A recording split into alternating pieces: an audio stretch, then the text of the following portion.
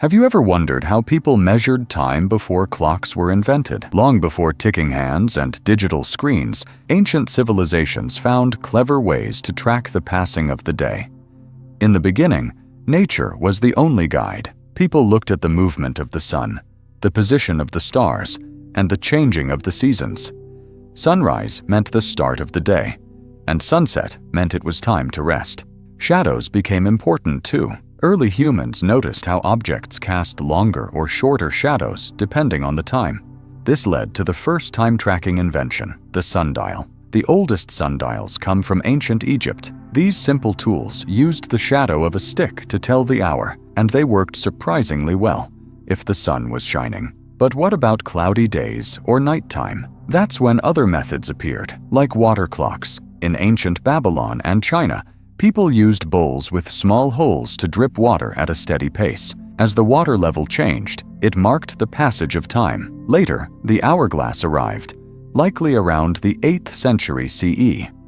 It used sand instead of water and became popular on ships because it wasn't affected by movement. Some cultures even used candles with markings or oil lamps to measure time as they burned down. In the 11th century, China, the inventor Su Song created an enormous astronomical clock tower powered by water and gears that showed time, moon phases, and even star positions.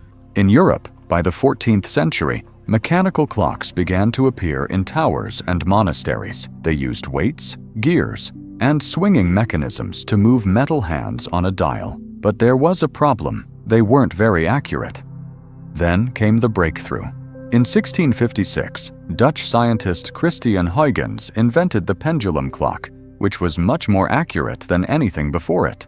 This marked the start of precision timekeeping. By the 18th century, pocket watches became popular, worn by the rich as a sign of wealth and discipline. Then, in the 20th century, wristwatches became the norm, especially after World War I. And in 1969, everything changed again with the invention of the quartz clock, accurate to the second, using vibrations of a tiny crystal. The word clock comes from the Latin clocca, meaning bell. Ancient Egyptians divided the day into 12 hours of daylight, but the hours were longer in summer and shorter in winter. Some medieval monks used prayer intervals, not exact hours, to structure their day. The first alarm clock? Invented in ancient Greece, it used water to trigger a whistle. From sun shadows to atomic seconds, humans have always searched for ways to understand and organize time. And even though clocks now fit in our pockets or on our wrists, their journey began with nothing more than the stars.